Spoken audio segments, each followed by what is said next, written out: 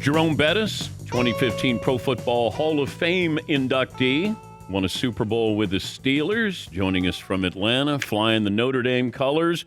Hey, we're going to Dublin for the game against Navy. We got room for you. I know. I just found out.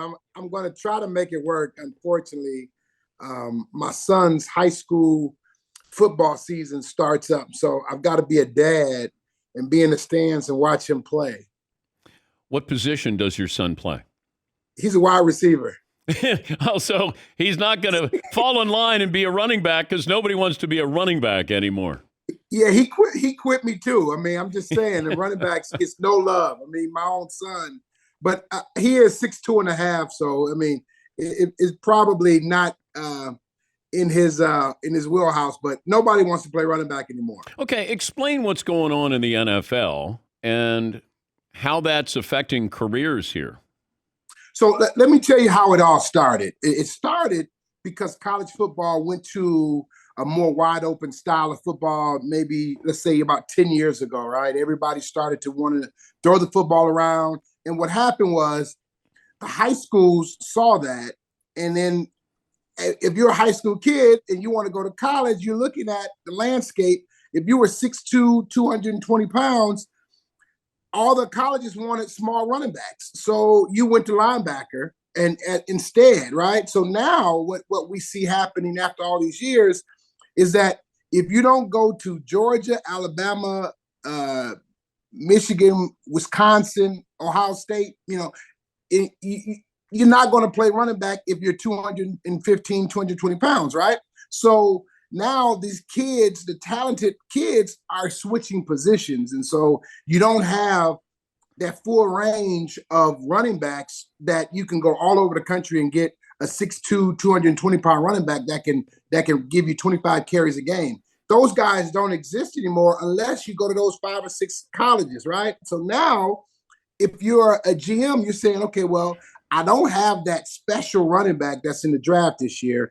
Let me get 2 guys, 3 guys that we feel can kind of fill that void and be one running back, but be 3 different players. And so that's what you're seeing now. You're not seeing a plethora of quality running backs, but when you do see them, now these teams have an opportunity to devalue the position. And, a lot of people say, well, maybe it's undervalued. No, it's a devaluation of the position because now they say, we don't have to pay you because we can get them elsewhere. Yeah. But the truth is, when you get a special running back like a Saquon Barkley, you can't find them. They don't grow on trees. So you do have to pay them. But because this place that we're at, they don't have to justify to the fans that, hey, we needed to pay him top dollar because he was a quality running back. We can afford to play hardball with him because the market is dictating that we don't have to pay him that number. And that's just,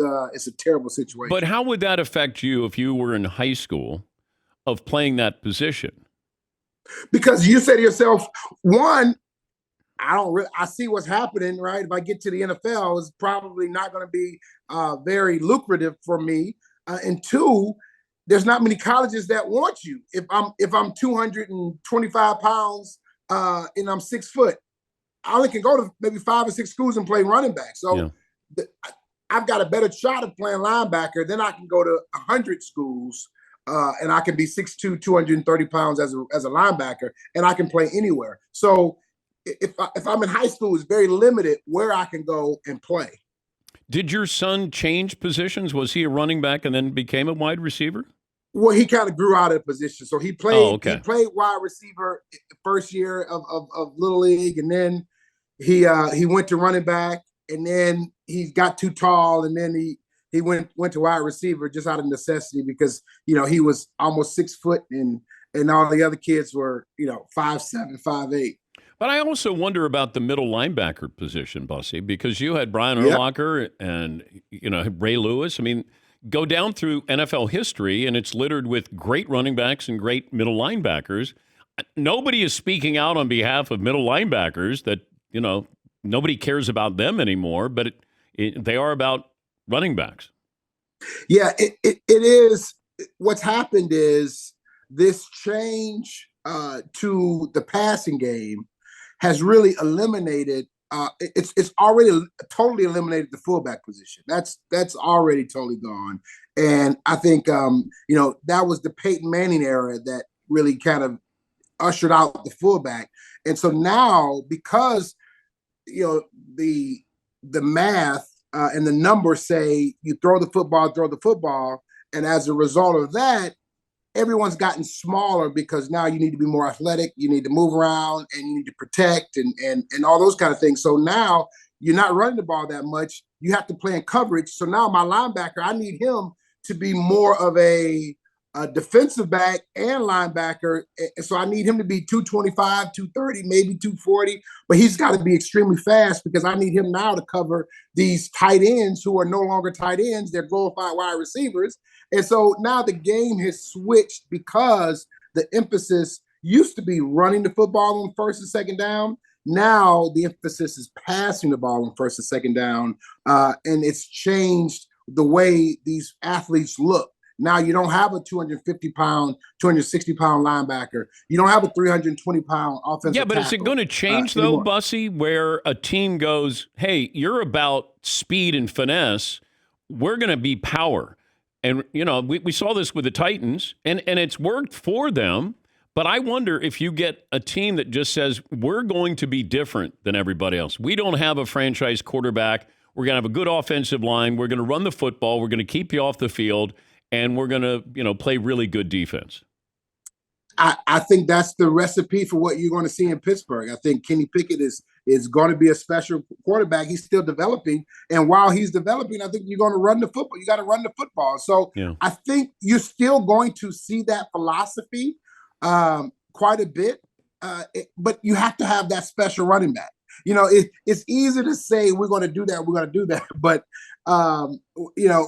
King Henry, he's a special running back. You could do that around him, but you don't have a lot of those guys out there where you can just turn it over and say, we're going to give you the ball 400 times and, they're going to have trouble dealing with you. But if you do, you have a decided advantage because most of these defenses are much smaller than they were historically. I agree. How many Hall of Fame defenders do you think you ran over? Oh, man. Oh, boy. I got a few under my belt. I do. I got a picture my first year, and this is very funny. I got a picture. We went and played the New York Giants my rookie year when I was with the Rams, and I got a picture of Lawrence Taylor on my leg, and I'm kind of dragging him, and it's like the most incredible picture because nobody knows he's in his 16th or 17th year. Nobody knows he's 40 years old. All you see is Lawrence Taylor in this Giants helmet, and I'm dragging him. So I get to put that up, and I get to lie to everyone and say that he was in his prime when that happened. Do you know I still have your Rams jersey that you signed? Do you? Yeah, I have. You know what? My man cave is so. Do you guys know where the Bettis jersey is? You got so much stuff. I do, but I don't know where it is. Can you got guys to bring it out of the archives? I got it around here, Bussy. I know you got it there. Oh, you know what it is? It's out in the bullpen. It's out by Rob. Yes. If you guys can bring that out, that would be great. I don't know what it's worth. Can I put it on eBay? Sure. Your not gonna be worth a whole lot. Was that your St. Louis Rams or your L.A. Rams? That was my L.A. Rams. L.A. Rams. Yes. Oh, that's right. That was my L.A. Rams. Blue and gold. That was L.A. Rams. Yeah. How many? Some good times. Is there a mark still on you from getting hit? Yeah, I'll never forget. I played in Houston, the Oilers at the time, and I was a rookie. And I'll never forget. My offensive coordinator told me, "Okay," he drew up this play, and he said, "It's a goal line play. The backside linebacker is going to be unblocked, but it's no problem, right?" That's what he said to me. Well, he didn't tell me that the backside linebacker could get to the play in time. So I'm thinking that, wait a minute, hold on. there it is. Bussy, there you go. Oh, that's special there. Yeah. Yeah, I got your Rams jersey behind me. That's old school right there. Wait, do you have this jersey?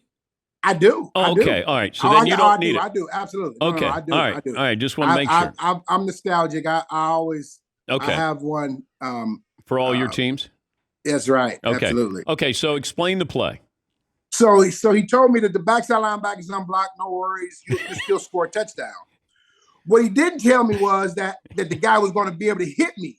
So they called this play. I'm running, and I promise you, I got hit so hard, I was almost out on my feet, and he hit me behind my ear, and my earpiece went and cut into my neck. So I still have a cut around my neck, and I immediately went right to the sideline and cussed out my offensive coordinator because he told me that, oh, don't worry about him, and I was like, bull. Yeah. Yeah. Didn't you knock out Ed Reed? Didn't he come in on a blitz? That was Hines Ward that caught Ed Reed. Oh. Yeah, and they started chasing him all over the field. They were trying to get back at him? They were trying to get him.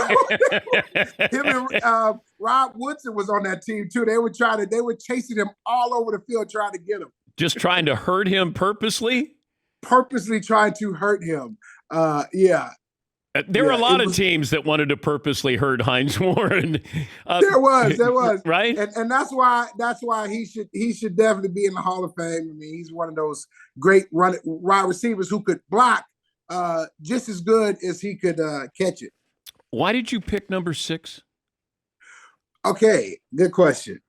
So at high school, I was number 36. So when I got to Notre Dame, I wanted 36, and Lou Holtz told me that Don Grimm, Russ Grimm from the Washington now Commanders, who was in the